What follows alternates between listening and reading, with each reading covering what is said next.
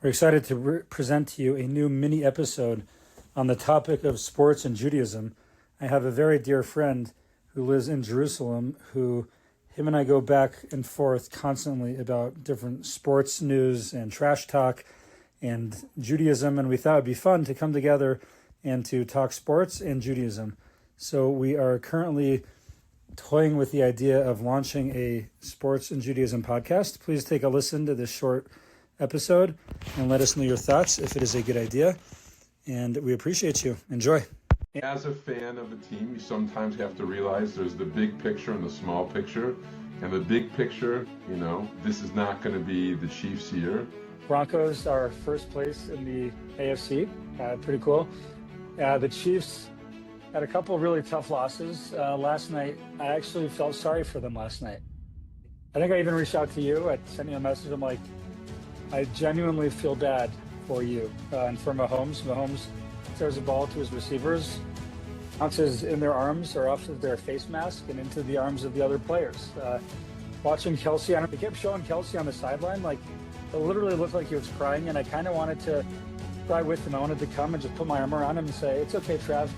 You get it next time." I think he was just too busy thinking about his wedding plans and what the flowers would look like by his, by the chuppah. And we are back. Rabbi Katz, how you doing? It's been a couple of weeks since we last spoke. How have the Chiefs done during that time? Just out of curiosity. Well, I'll choose to answer the first question. I'm doing great. Thank you for asking. And as a fan of a team, you sometimes have to realize there's the big picture and the small picture. And the big picture, this is not going to be the Chiefs' year, and that's all right. You can't win them all. Normally that expression means you say it to someone like, this isn't going to win it all. Like if you're a Broncos fan, you can't win them all means you never win. But if you're a Chiefs fan, you can't win them all means you have to be nice and share sometimes. 3 Super Bowls in the last 2 years, it's time to share a little bit. So although we're sharing, don't worry, we're not going to be sharing with the Denver Broncos. That's not happening. But anyway, that's what's going on. I'm doing well. Thank you for asking. I'm getting excited for Hanukkah. Hanukkah's got 2 Sundays, so I'm going to be focusing on the spiritual elements of Hanukkah, focusing a lot less on the Chiefs. How about you, Rabbi Wolfe? I've been fantastic. Broncos are first place in the AFC. Pretty cool. The Chiefs had a couple really tough losses last night. Specifically, as a fan of the Broncos and as someone who is not such a big fan of the Chiefs, I will say I actually felt sorry for them last night. I think I even reached out to you. I sent you a message. I'm like, I genuinely feel bad for you and for Mahomes. Mahomes, throws the ball. He's a good player. Throws the ball to his receivers, bounces in their arms or off of their face mask and into the arms of the other players. Watching Kelsey, I don't know, because you're in Israel. I don't know if you see this, don't see it, but they kept showing Kelsey on the sideline. Like it literally looked like he was crying, and I kind of wanted to cry with him. I wanted to come and just put my arm around him and say, "It's okay, Trav. You get it next time." I really felt sorry for him in that moment. So I worked on myself because I don't know if I could have said that a while ago. I appreciate that you upped your game and have sympathy for the Chiefs players. That's very nice. I can be honest when I say that I don't know that I'll be too sympathetic when I watch the Broncos lose their first playoff game in a long time. I don't think I'll feel bad for them. At the end of the day, your quarterback's going to graduate high school soon, and he's going to get past puberty sometime sooner than later, and he's going to grow up one day, and he'll learn how to throw a football, and things will be brighter for the Broncos after their first round playoff exit coming up. It'll be brighter days ahead. And I'm sure, your coach has a few more years of yelling and berating and cheating and, threatening to punish players and rewarding them for hurting other players. I'm sure he's got a few more years of doing that left in the tank. So, there's a decent chance he's watching this, so you might want to just be careful what you say. This is no going to get problem. out there. I'll send him my address, and he can pay my neighbors to come and break my legs, just like he probably does to the offensive lineman on his team, the defensive lineman. He's got it down to a drill. Just I'll tell him my address. He'll send over a linebacker or cornerback, and then they're going to try to tackle me below the knees. I know the drill. Fair. I'll Fair. prepare. I'll prepare. But to be fair about Bo Nix, you make jokes, but that dude played in college for like 10 years. Like he looks like a little kid, but man has a lot of reps under his belt, which will do him well as he plays in the playoffs while the Chiefs are in Cancun. So yeah. So right. So Uh, before we start to share some deeper insights that our fandom has enabled us to have, I know it sounded like I might have been slightly bitter, but I just want to share a completely fresh take that the NFC looks extremely stacked this year. There are at least 6 or 7 teams that look really good in the NFC this year, and I don't think Rabbi Wolf's going to agree with me, but I don't see one team that looks really good. I think if we would watch the Denver Broncos over their last 6 games, they're barely winning games, and their quarterback plays like 3 good drives a game. I don't think that's a winning formula for success. And if I look at the AFC, I really don't see one team who's like, whoa, that's the team that's got it. Because I don't think you can rely on the Patriots with a second-year quarterback and no playoff experience on the team. And the Broncos do have playoff experience. It's just generally with losses. And the quarterback, I don't see it. I don't see a run game to make me feel like they can do much. The defense is good, but the defense isn't like the defenses that won in that epic year where Peyton Manning set the record for the lowest quarterback rating in the history of the NFL. It actually was only supposed to go down to like -200, and the Chiefs intercepted him and sacked him so many times. It went like -300. It changed the rules. They had to rewrite the QB rating after, and nonetheless, the Broncos won a Super Bowl because their defense was elite. This year's Broncos defense is good, but I wouldn't say it's elite. I would not. I saw the Raiders putting up points on the Broncos. The Raiders are not an elite offense. Raiders not an elite offense. I don't think their quarterback puts up 20 points on an elite defense. Just saying. okay. So So it's a wide open AFC. So on the one hand, that means that the Broncos have a chance because I don't see anybody from top to bottom. The Jaguars are like going to win their division. The Colts are falling apart. The Jaguars shouldn't intimidate the Browns. And I'd be more excited with Shedeur Sanders and the Browns than like half the teams that look to be making the playoffs this year. yeah, honestly, us in Colorado, we're pretty pumped about Shedeur. We love Shedeur. He's a Colorado guy. Been waiting all season, and that's actually a good lesson that in life, that dude believes in himself, and we have to believe in ourselves and just wait for your chance. And he knew it was coming. He knew Dylan Gabriel wasn't going to wow anybody and like take his job that's rightfully his. And that guy Yes. is balling, and he hopefully will bring them. They don't deserve him though. That's the thing. Like he's too good for them. It's a joke. I hope he takes them to like the playoffs next year and like does amazing things. But they're so pathetic. They're such a pathetic franchise. Like such an awful coach. They don't even deserve Shedeur. They don't deserve nice things.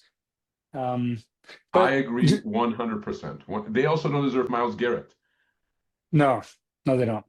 Uh, all of my Cleveland friends out there, I'm sorry if you're watching this. My wife's from Cleveland. Just a quick Cleveland story, then we'll get into it here. But my biggest rabbinic gaffe in the history of my rabbinic career was when I was a young rabbinical student, and I was spending the summer in Cleveland after a semester at Yeshiva University, and we spent. My wife was on break from college, and it was just a good place to stay. So every day I went to a shul there every afternoon.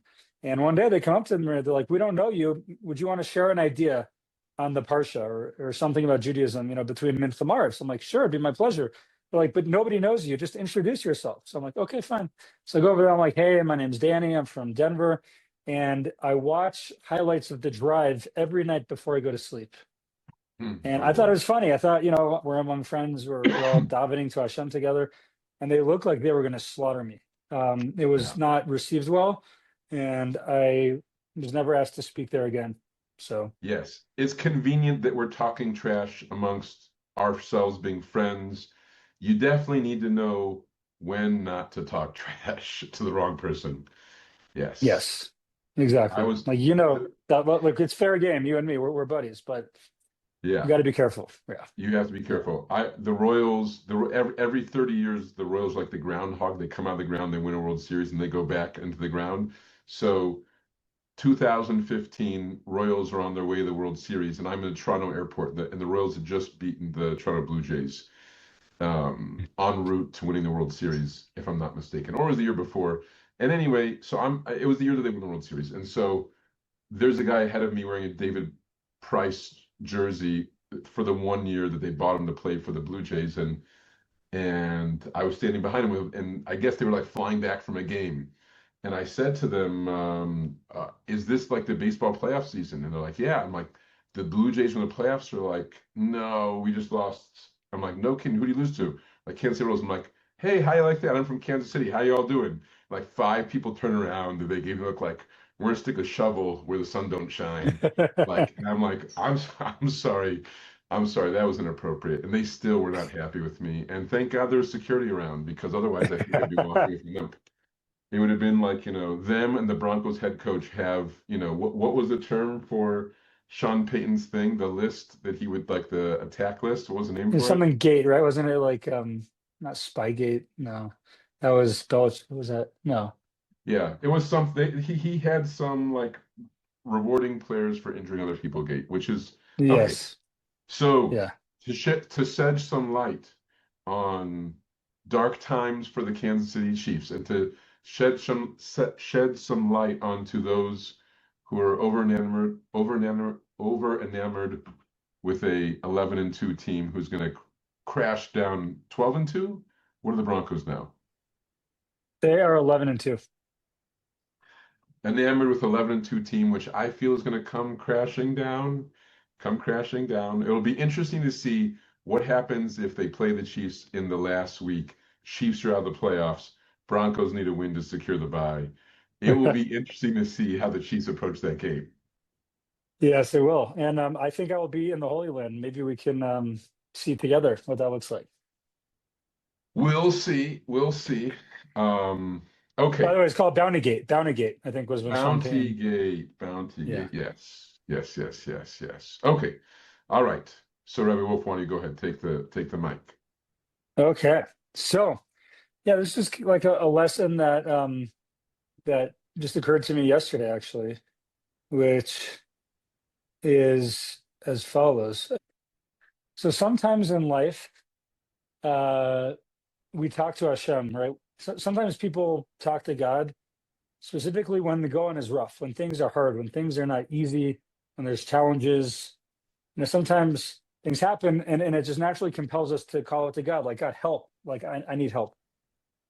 And then there's other times where there's just the goodness like is so perceptible and unending that sometimes people just forget to thank Hashem, to thank God for everything amazing going on in their life.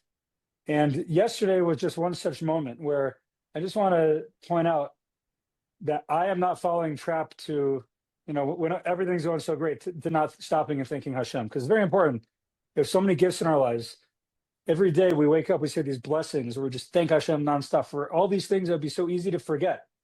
So yesterday, it was like a dream day for myself, because as follows: it was a great day for me. First of all, I went skiing. I don't know if they ever do that in Kansas City, but yeah, but we do that here. So even if my Broncos should ever lose, it's okay because I just probably went skiing, and it was probably really great. So that's first, which is really great. And then second thing is the Broncos won. That was really great. And then the Avalanche won. I don't know how the Kansas City hockey team did yesterday, but they We just won. have sports teams. We don't play hockey. Okay. Um, and then I'm just trying to look this up as we speak, but my son told me, I don't know if they played, but maybe they didn't. I think the Nuggets might have played, our basketball team, and they did play and they won. So that's 3 wins. That's actually 4 wins. I skied. It was a powder day. It just snowed a foot in the mountains the day before.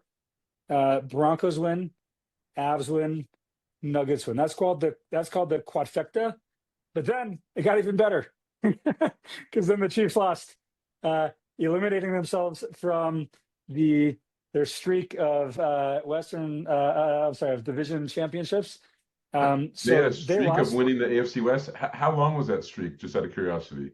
It doesn't matter. It's not important. I think it was 10 It's years, like tied for the NFL record, putting them in place as the well, greatest dynasty of all time. Just sorry, I just wanted to okay. clarify. That record maybe was tied, but will not be broken because Travis Kelce forgot how to catch the ball. I think he was just too busy thinking about his wedding plans and what the flowers would look like by his, by the chuppah, if they have such a thing. So, yeah. So I guess I don't know what is that a pentafecta? The quadfecta was the four of doves. This was five great things in one day. And my point is, I'm just stopping and I'm thanking you, Hashem. I know that I shouldn't take that for granted. It doesn't always work out like that. But I am very, very, very, very appreciative. So that was my sports take for today. Okay, very nice, very nice. Appreciative. I can see that you don't go to the horse track to go gambling because I think there's like they have a term for it. It's like if you pick the first four, it's called a quintefa, or I don't know what it's called. But anyway, it's a good thing. I'm not saying I know because I went once as a child. Not gambling is not a good thing to do. But neither is putting too much of our identity into our sports clubs. And this is the time now where we're going to switch the tone. We're going to switch the tone. And this is the time, for those of you who don't know, if you look up in the Ripley's Believe It or Not book, the oldest surname in the world is Katz. Katz stands for Kohen Tzedek, which doesn't mean a righteous Kohen, it means a legitimate Kohen. And Kohen are famous for many things. One of them is for being especially zealous people. So I want to talk about Hanukkah now because we got Hanukkah coming up soon. And so, like all good sports fans, I would need to cue like the special music. Like all good sports fans, there comes that time of the season when you see that your team is checking out. And that's the time when you transition to saying, you know what? There's bigger things in sports in life. There's bigger things in sports. And Hanukkah is a special time for us to think about how nothing matters in life more than the spiritual light. The nation that the Jews fought in the Hanukkah story was the Syrian Greek Empire, which is known in Hebrew as Yavan. Yavan is spelled Yud Vav Nun. A little line, a medium-sized line, and then a Chris Jones size line. That's the Nun Sofit. So like, I'm not, okay, we'll leave it at that. So Yavan, Yud, little line, Vav, medium-sized line, and Nun, big line. 3 lines, small, medium, supersized. Okay, because the Greek culture was all about physicality. We saw from Greek philosophy interesting ideas, but at the end of the day, if you go to Greece today, and I have been there before, okay, Greece, the iconic image that you'd see on a deck of cards in the airport, or if you would be buying a shirt showing like ancient, you'd see like maybe the Acropolis, and you would see pictures of ancient naked people. Why is that? Because although they had all these great ideas, building the city-state, philosophy, all these things, it was ultimately about serving man's physical needs. And the war of Hanukkah was a bunch of Jews who stood up and said, there's something much more important to us than our physical life. The rabbis in the Hanukkah story were not like these vicious warriors like the guy wearing red and white in the picture behind Rabbi Wolfe's background. It wasn't like Elvis Gerbach, okay? I think that's who that is, if I'm not mistaken. Carson Wentz. Oh. 1 second. Can we go back to your previous background screen in this one? It was week 17. The Chiefs didn't play their starters. And Rabbi Wolf's talking trash about the game when the Chiefs played all the backups and let the Broncos win so they could get to the playoffs so they could get a worse draft pick next year. Yes, we are proud about that victory. I understand if you're Broncos fan. So the first time we beat you in like 20 years, and right, you let us win because you were too scared of the Bengals. But yeah, be that as it may. It was 38-0. So this is the beautiful part of being a true fan is that there's that time of year when you transfer from being all into the team to like, you know what? Now I'll spend more time with my family. Now I'll enjoy the Hanukkah lights more. Now I'll get to learn a little bit more Torah. And that's my schmooze. That's the public announcement speech for today. The Greeks represented small, medium, supersize. They were all about physicality. They didn't recognize that there was something deep in the world. The letters that spell the name are just lines. There's no depth in those letters that spell the name for the Greek society, Yavan, because there's no depth in them. They just look at the physical world. They saw this, that's it. There's nothing more. We know as Jewish people, there's much more out there. So we take our sports as a nice hobby. We enjoy it, and especially when our team is checking out this year. We talk about that it's not the most important thing. An important lesson for all of us, and certainly an important lesson for Rabbi Wolfe, because I know this Sunday is coming up, and it's the first night of Hanukkah, and I'm sure that your children are looking forward to sitting under the Hanukkah bush and lighting candles, and they probably don't want to watch the Broncos lose to whoever they're playing next week. Who they play next week? The Packers. Oh, they want their father to be happy. It feels so good to do family time. And so Hanukkah is the great, we'll speak about it in our session next week, but it's the greatest atrocity to Judaism is that they made Jewish Olympics and they called it the Maccabi Games. To have Jewish Olympics, no problem. If you guys want to watch Rabbi Wolfe and I duel at basketball, 5K, anything other than skiing, I'm happy to show up for the event. I don't ski. I prefer to sled. I'll take you on sledding. We'll do sledding, no problem. But so Jewish people are into sports. I like to do sports, but they call the Jewish Olympics the Maccabi Games is a problem because the Maccabis, they fought against the Greek Empire, who was all into overemphasizing and fixation on the physical. Hanukkah is a time that we recognize the spiritual. It's a time that we spend a little bit less time worrying about our sports teams. So that's just a message brought to you by Yerushalayim, where the Kansas City Chiefs are looking forward to the draft for the first time in 11 years. That's where it's at, but it's a beautiful time because we're going to enjoy Hanukkah a little bit more. Yeah, it's a little role reversal. That's beautiful. For us, we haven't reached that point yet where we have to, dial back on the sports and focus on what's really important, because we have 3 elite teams right now. Every other day or so, we're just like blissing out some of the greatest athletes in the world, which again, to your point, and you're not wrong, Hanukkah is a little bit the opposite message of that. So we will dig into that. And it is important to remember.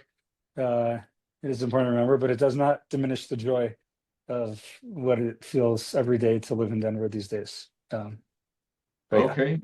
Enjoy it, but be aware that, Hanukkah will be the time not to think about the Chiefs, not to think about the Broncos, but to think about our forefathers who made a sacrifice for spirituality. And it may be a rough 2 games for the Broncos coming up, so it may be better to lean into the Torah, step aside. Your team's going to make the playoffs. It's going to be all right. May not be the 1 seed. Right. It'll be Okay. All right. Beautiful. Wishing all. All right. Happy week ahead. Good week ahead. And until next week. And thank you so much for tuning in to Judaism with Altitude, special edition in which we pilot this sports and Judaism podcast concept. Please let us know your thoughts. Let us know if you think we should continue this. And let us know what the title of the podcast should be. Please, if you have any ideas, send us a message. Let us know. Tell us. Here are some thoughts that we had, and we're curious your feedback. Please don't be shy. Let us know. On one hand, we have the Rabbi Rivalry Report. We have Rabbis React, Sports and Torah with the Wolfe and Katz. And then there's a word in Yiddish called hak. So the hak is the good, what people are saying about stuff. So we could call it the Hak Down Podcast with Rabbi Katz and Rabbi Wolfe, or the Hak Report with Rabbi Katz and Wolfe, or Hak Takes with Rabbi Katz and Rabbi Wolfe. There's also a phrase in Yiddish called raid, which is again, stuff people say. So it could be called Sports Raid, Raid Zone, or Wolfe, Katz, and Raid. Please let us know your thoughts, and we hope to hear from you soon.